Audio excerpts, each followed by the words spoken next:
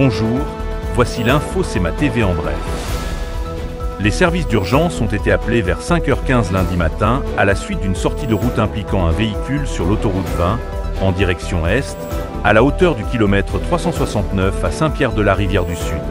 Le conducteur, un homme de 34 ans de Saint-Jean-sur-Richelieu, a été éjecté de son véhicule et transféré vers un centre hospitalier dans un état critique.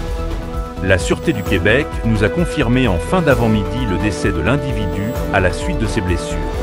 Un technicien en solution est toujours sur place afin d'établir les circonstances entourant cette sortie de route. La voie de gauche de l'autoroute a dû être fermée temporairement pour procéder à l'analyse de l'événement. Le syndicat de l'enseignement de la Côte-du-Sud participait en octobre dernier à la consultation sur les incivilités auxquelles sont confrontés les enseignants, consultation lancée par la Fédération des syndicats de l'enseignement et la Centrale des syndicats du Québec. Selon le syndicat, l'incivilité se définit comme étant un manquement aux règles élémentaires de la vie en société que sont le respect, la politesse et le savoir-vivre. Plus de 155 enseignantes et enseignants de la région de Montmagny, Lillet et Bellechasse ont pris part à cette consultation dont les résultats viennent d'être rendus publics par le syndicat de l'enseignement de la Côte-du-Sud. Ainsi, pour le centre de service scolaire de la Côte-du-Sud, les résultats de la consultation du personnel enseignant fournis par le syndicat de l'enseignement de la Côte-du-Sud démontreraient que 77,1% des enseignants estiment que les incivilités ont augmenté au cours des 2 dernières années. En raison d'une exceptionnelle récolte de sirop d'érable de l'édition du printemps 2024, les producteurs et productrices acéricoles du Québec annonçaient un important don d'une valeur de 100 000 $ en sirop d'érable aux banques alimentaires du Québec.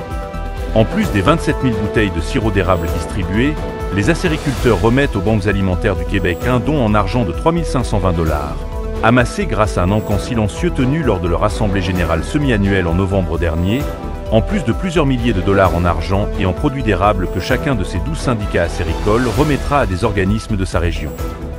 Au sport, pour l'une des rares fois cette saison, la formation sud-côtoise de la Ligue de hockey junior 3 du Québec effectuait une série aller-retour contre Laval, cette fin de semaine.